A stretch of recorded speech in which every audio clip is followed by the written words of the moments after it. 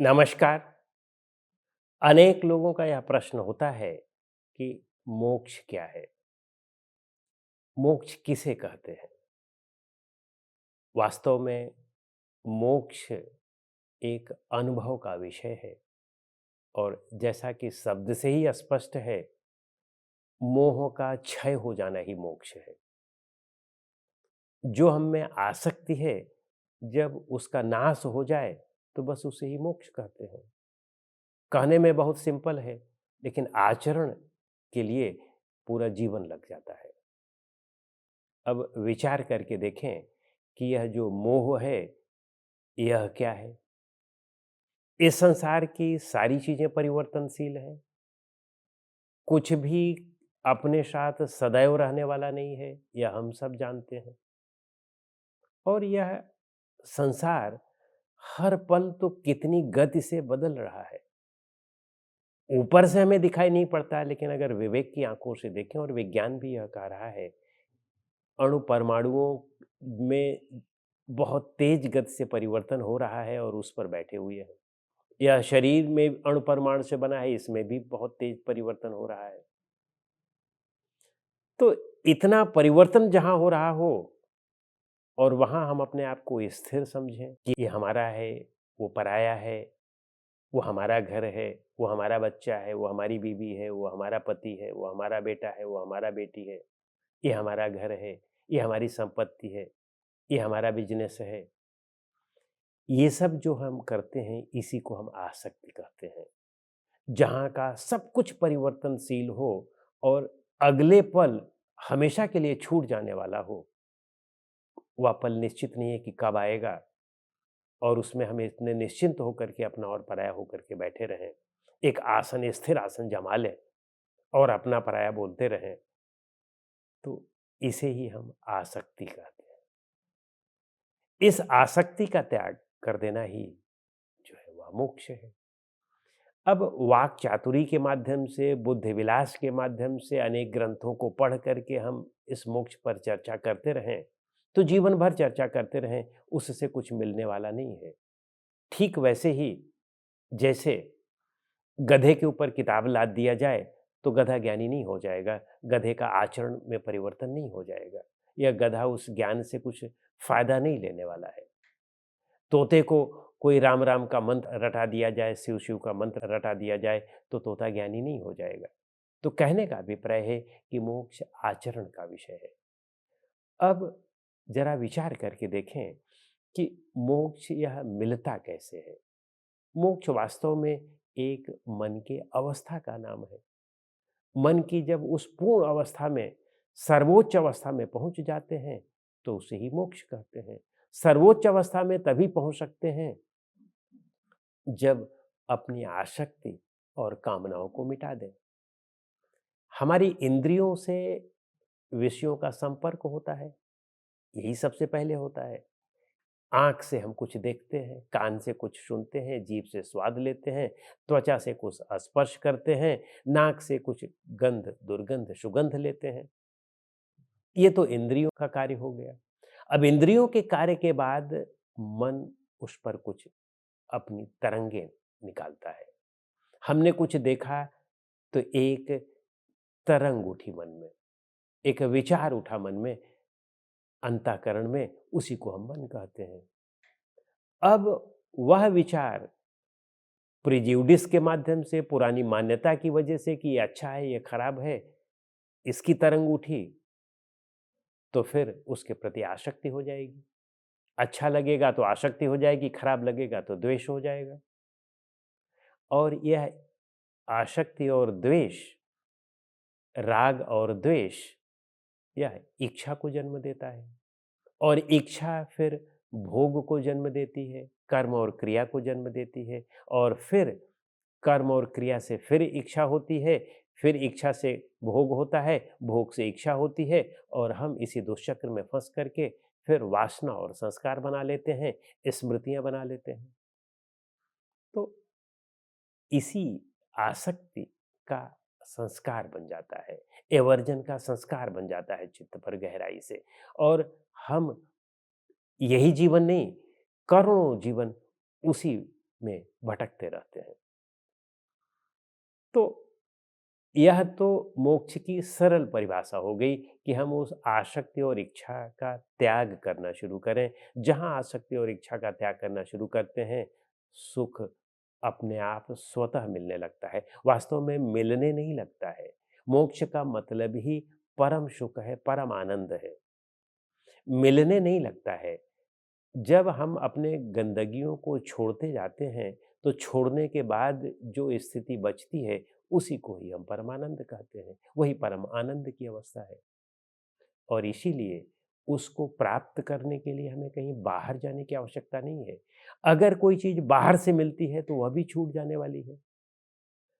अगर हम मोक्ष कोई ऐसी बाहर की चीज़ है कि बाहर कोई ईश्वर है, उस ईश्वर को प्रसन्न कर लें, देवी-देवता को प्रसन्न कर लें, गुरु को प्रसन्न कर लें, कहीं कोई हमको जो है वह वरदान दे दे, ब्लेसिंग दे दे, इससे मोक्ष मिल जाएगा, तो ऐसा नहीं है।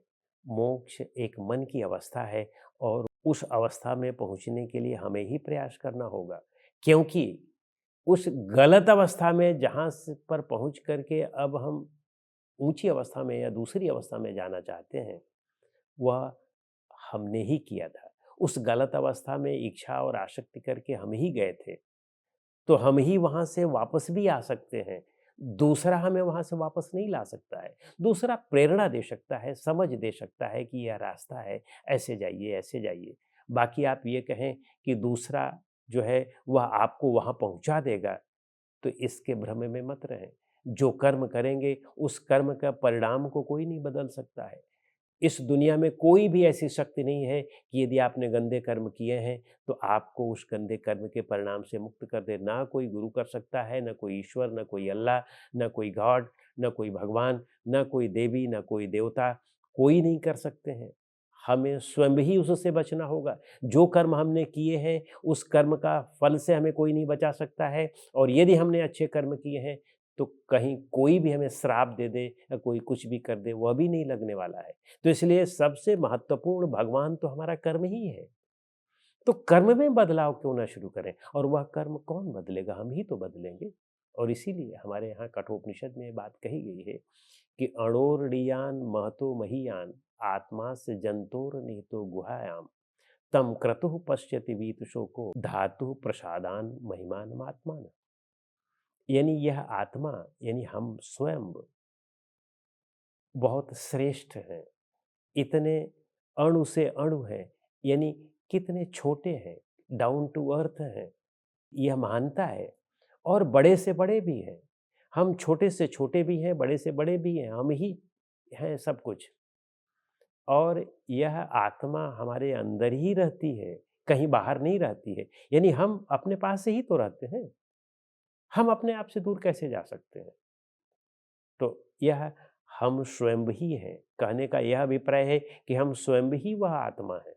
ये जो बोल रहा है, मैं ही वह हूँ और वही आत्मा है। तो मैं ही आत्मा हूँ और कहते हैं कि तम क्रतुः पश्यति। जब तक दोषों का विनाश नहीं करोगे, तब तक वहाँ नहीं पहुँच सकते हो। अपने दोषों का विनाश करके ही वहाँ पहुँचा जा सकता है।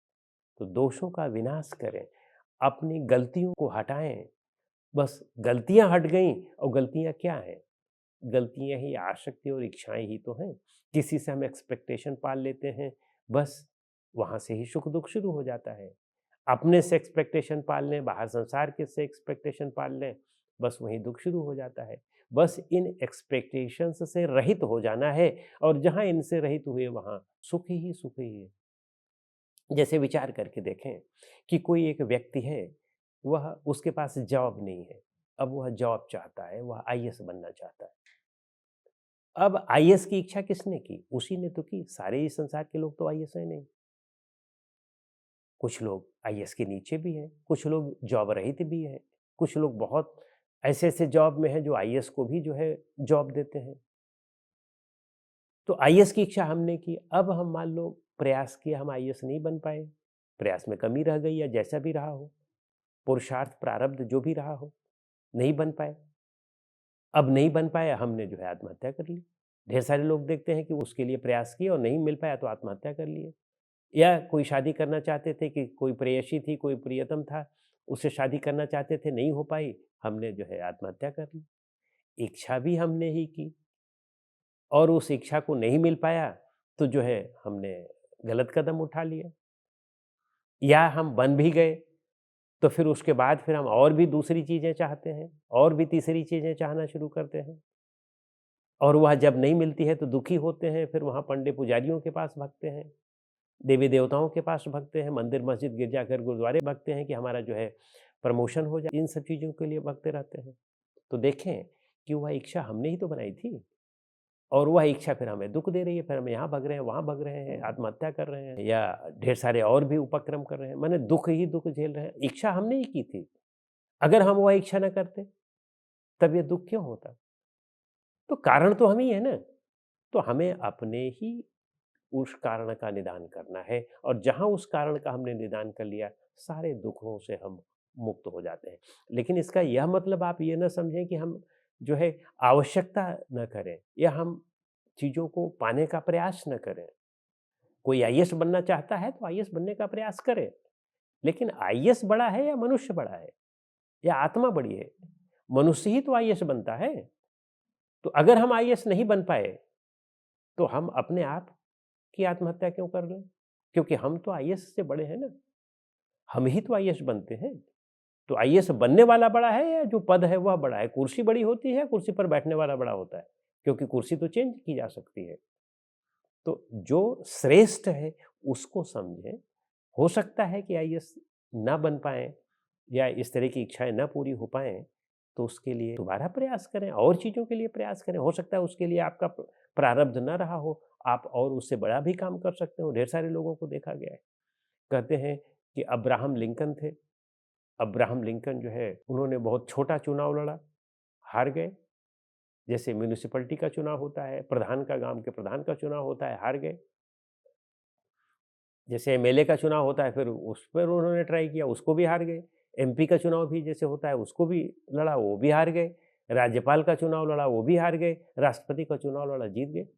तो कहने का अभिप्राय है कि उस आदमी ने हार नहीं मानी और देखिए, वह हो सकता है वह दूसरी चीज़ के लिए बना हो, उस श्रेष्ठ चीज़ के लिए बना था। छोटी चीज़ के लिए बना ही नहीं था, तो हम अपने आप को नहीं समझ पाते हैं, तो छोटी-छोटी चीज़ों में भी लगे रहते हैं। हो सकता है आप उससे बड़े के लिए बने हो और निश्चित रूप से उससे बड़े के लिए बने होते हैं। तो इसलिए निराश ना हो और कार्य में लगे रहें, सफलता तो मिलती ही मिलती है। कहने का अभिप्राय है कि अगर इच्छा और अपेक्षा से लगे रहेंगे, तब नहीं मिलता है। पुरुषार्थ से लगें और जो चीज़ें आवश्यक है उसको बिल्कुल करते रहें। चाहे धन हो, चाहे पद हो, चाहे प्रतिष्ठा हो, मान हो, सम्मान हो, इन सब के लिए करते रहें, लेकिन कहीं पर आसक्त ना हो।